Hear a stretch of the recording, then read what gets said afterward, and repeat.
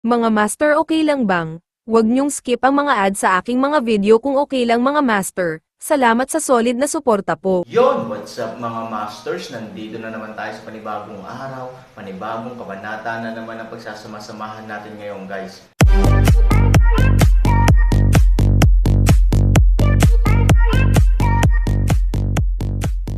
Bali mga masters, kung bago ka pa lang po sa aking YouTube channel, please click the subscribe button, lalong-lalo na po yung notification bell guys, para maging connected pa rin tayo sa isa't isa at maging updated kayo sa mga susunod ko pang video. Bali mga masters, bago natin umpisahan ng kwento ay mag-shoutout po muna tayo para sa mga solid nating tagapakinig. Shoutout kay Loy Valdez at shoutout kay Rompino JR. Shoutout kay Ronald Gutierrez at shoutout kay Richard De La Cruz. Yun na nga mga masters, no? Bali hindi na ito patagalin. In 3, 2, 1, let's go! Ang bagong yugto ni Daryl ay sa storytelling channel sa YouTube mapapakinggan. Banging Kabanata, Kabilang Panig. Sila Lynn at Yui at patungo na sa palasyo ng mga elf, habang dinadamay ng dalawa ang mga oras na ito. Napansin ng dalawang babae na ito na masyado na silang matagal na naglalakad. Yui, masaya talaga ako ngayon, kahit na may hindi tayo pagkakaunawaan kanina, pero ngayon ito tayo magkasama at binabalikan ang mga masasayang araw na ginagawa natin dati. Tama ka nga Miss Lynn. Pero ang mga pangyayari na yon ay sa kwento na lang natin magagawa. Sabi ni Yui nang mahina kay Lynn. Halika na Yui, bumalik na tayo sa loob ng palasyo, baka si ama ay nag-aantay sa atin. Nagpasya ang dalawa na bumalik na sa loob ng palasyo.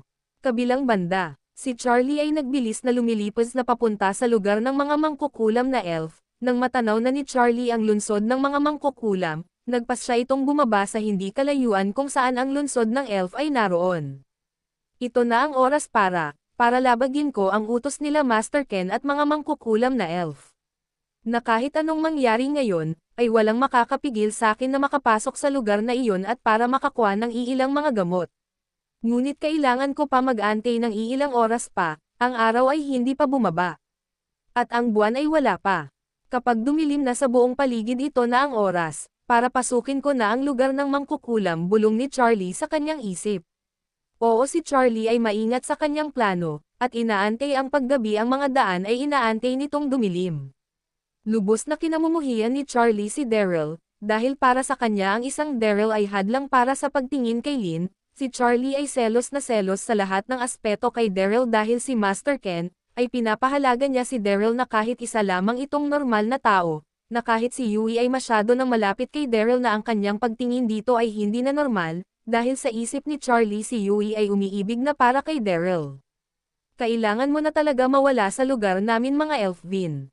Sa maikling panahon nagawa mo makuha ang loob ni Master Ken, at ang tagapang-asiwa ng palasyo na si Yui ay nabilis mong mapaibig, at baka sa mga susunod pa na araw si Lynn naman ang iyong isunod na makuha ang kanyang pansin. Oo, si Charlie ay lubos na nanabik na mabigyan siya ng pansin ng mga tao na nasa palasyo ng mga elf, lalo na ang intensyon ni Master Ken at Lynn. Dahil sa tagal niya na sa lugar ng mga elf kailanman, hindi siya pinakitaan ni Master Ken ng special na turing, ngunit si Daryl ay kamakailan lang naman na napunta sa lugar nila. Kabilang panig, sa lumang temple ng mga demonyo. Sila Dax, Chester at ang general na si General Senki ay nasa loob ng lumang temple. Sila Dax at Chester ay nagtungo sa kung saan ang isa sa lugar ng lumang temple ay sadyang umuulan. Ito ay napakamahiwagang lugar sa loob ng temple. Naisip ni Chester na doon gawin ang pinaplano nila para sa general ng mga demonyo na si Senki. Kapatid Dax, malapit na tayo sa lugar na iyon. Maghanda ka na, maaari kang pumasok sa lugar na iyon, ngunit huwag ka masyadong pumasok, dahil hindi natin alam kung anong panganib ang nasa loob na ng lugar na iyon. Mahinang sabi ni Chester kay Dax. Sige kapatid Chester, paano ka? Saan ka magtatago? Tanong ni Dax. Huwag mo na ako alalahanin kapatid Dax, ang importante ay magawa mo ng tama at magawa mong malinlang ang isang general na iyon. Ang mga general mula sa lahi ng mga demonyo ay medyo matuso din, kaya kapatid Dax mag-ingat ka, huwag mo siya bibigyan ng dahilan para ikaw ay mabuking niya. Maliwanag ba aking kapatid? Dahil sa oras ng mangyari iyon, nakulubos tayo mapupunta sa panganib na sitwasyon, dahil kapag nagkataon, ang general na iyon ay sobrang lapit na nito sa atin, lalo na sayo. Nag-aalalang bilin ni Chester kay Dax. Ngumiti si Dax at sinabi, "Huwag ka mag-alala kapatid Chester. Kaya ko malinlang ang general na iyon." "O siya, magmadali ka na kapatid Dax. Pumasok ka na sa lugar na ito at ako ay magtatago sa hindi kalayuan. Mag-ingat ka kapatid Dax." "Oo kapatid Chester, ikaw din mag-iingat ka." Handa na ang dalawa sa kanilang binabalak sa general na si Senki. Nang maramdaman na ng dalawa ang spiritual na lakas ni General Senki, agad na sinenyasan ni Chester si Dax na umiyak na parang humihingi ng tulong. Tama ang plano ng dalawa ay magpanggap si Dax na humihingi siya ng tulong, at sadyain ay parinig sa isang general na nasa loob ng lumang temple, tulad ng ginawa ng ahas sa kanila, sa unang araw ng pagpasok nila sa lumang temple ng mga demonyo. Umiiyak na si Dax ng parang babae talaga sa tono nito. "Huho, huhuhi, huhuho. Tulungan niyo ako. Tulungan niyo ako, kung sino man ang nakakarinig sa akin." Gumawa ng ingay si Dax sa paraan ng pag-iyak at ito ay sumisigaw sa hindi gaanong kalakasan ng tulong. Nang marinig ni General Senki ang pag-iyak ni Dax at paghingi ng tulong, ay bigla itong bumagal sa kanyang kilos. At dahan-dahan huminto. Kaninong boses nagmamula ang ingay na iyon? Akala ko ang dalawang basura na takas na iyon ang nandito sa loob ng lumang temple. Ngunit ang naririnig kong boses ay nagmamula sa babae. Nag-iisip ang General Senki na may kuryosidad. Patuloy pa rin si Dax sa kanyang ginagawa. Saan nagmamula ang iyak na ito? Dahan-dahan sinundan ng General mula sa lahing demonyo ang iyak ng isang babae na kanyang naririnig. Nang malapit na ito sa lugar na kung saan nandun si Dax, ito ay napatigil, at mamulong sa kanyang isip. Sa loob ng kuweba na iyon nagmamula ang iyak ng babae. Bulong sa kanyang isip ni General Senki. Sa hindi kalayuan si Chester ay nakatago sa maliit na butas nasa gilid ng lugar ni Dax.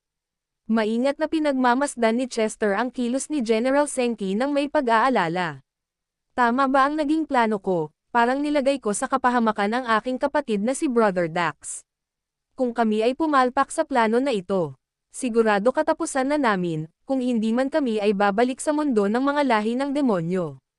At kung mangyari ang mga bagay na aking kinakatakutan, siguro hindi na kami basta-basta makakalabas sa lugar ng mga demonyo.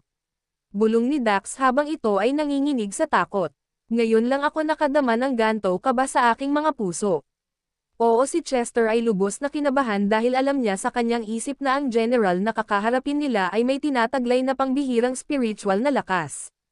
Tama, dito nga sa loob ng kuweba ang iyak na iyon. Dahan-dahan pumasok si General Senki sa kuweba, at sinusundan ang iyak ng kanyang naririnig. Nang matunten ni General Senki si Dax, labis itong nagulat. Totoo nga isang babae ito. Tama, kahit na si Dax ay nakatalikod.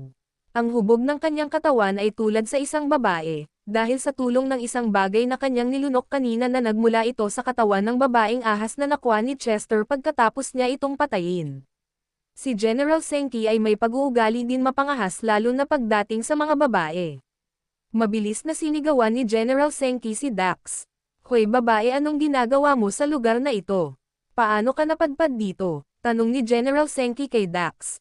Umiiyak pa rin si Dax na nagpapanggap. "Huhuhuho. Babae, uulitin ko, paano ka napadpad dito?"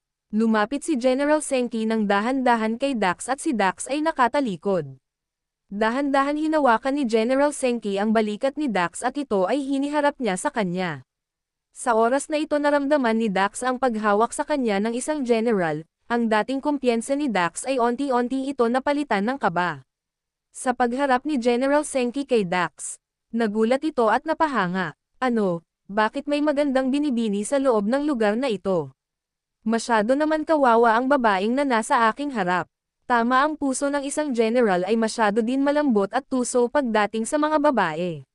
"Binibini, tumigil ka na sa iyong pag-iyak. Maaari kitang malabas sa lugar na ito, huwag ka na matakot." Masayang sabi ni Senki kay Dax. Si Dax ay patuloy pa rin sa pag-iyak. Oo, hindi na sinasadya ni Dax ang umiyak. Si Dax talaga ay umiiyak dahil sa panganib na pwede niyang harapin sa kamay ng general na demonyo na ito. Si Dax ay nagmumura sa kanyang isip, at sa anumang oras ay makakabitiw na ito sa pagpapanggap dahil sa sobrang kaba. Sa kabilang panig sa Elf Palace, sa kubo ni Daryl, Si Daryl ay nagmuni-muni habang ito ay hawak-hawak ang bunga ng Mighty Do. Ang bunga na ito na aking hawak ay masyadong kapaki-pakinabang. Kung hindi dahil sa matandang master ng mga elf, hindi ako magkakaroon ng tulad nito.